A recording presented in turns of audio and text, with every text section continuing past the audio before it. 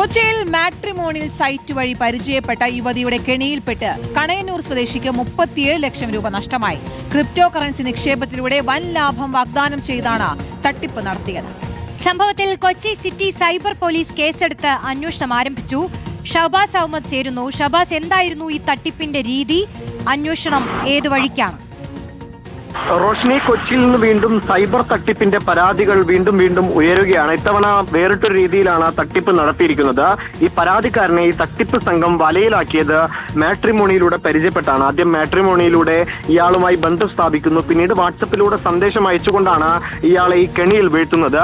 ഈ ക്രിപ്റ്റോ കറൻസിയിൽ പണം നിക്ഷേപിച്ചാൽ അധിക ലാഭം ഉണ്ടാക്കി തരാമെന്ന് വിശ്വസിപ്പിച്ചായിരുന്നു ഈ തട്ടിപ്പ് നടത്തിയത്. അങ്ങനെ പലതവണ പറഞ്ഞു വിശ്വസിപ്പിച്ചപ്പോൾ പരാതിക്കാരൻ പണം അയച്ചു കൊടുക്കുന്നു. ഈ നവംബർ 27 മുതലുള്ള കഴിഞ്ഞ നവംബർ മുതലാണ് ഇയാൾ തട്ടിപ്പുകാരുടെ അക്കൗണ്ടിലേക്ക് പണം വിവിധ തവണകളിലായി അയക്കുന്നത്. പിന്നീട് ഇവർ നൽകിയ ഒരു വെബ്സൈറ്റിൽ ലോഗിൻ ചെയ്ത ശേഷം അതിൽ നിക്ഷേപ തുകയും ഇതിന്റെ ലാഭമടക്കം പ്രദർശിപ്പിച്ചിരുന്നു.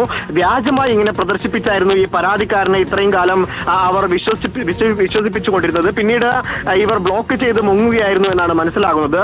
നിക്ഷേപ തുകയോ അല്ലെങ്കിൽ ലാഭമോ ഒന്നും തരാതെ ഇവർ മുങ്ങി. ഉടനെ തന്നെ ഈ പരാതിക്കാരൻ സൈബർ പോലീസിനെ ബന്ധപ്പെടുകയായിരുന്നു. എന്തായാലും സൈബർ പോലീസ് കേസെടുത്ത് അന്വേഷണം ആരംഭിച്ചിട്ടുണ്ട്. 37 ലക്ഷം രൂപയാണ് ഇയാൾക്ക് നഷ്ടപ്പെട്ടത് എന്നാണ് മനസ്സിലാകുന്നത്.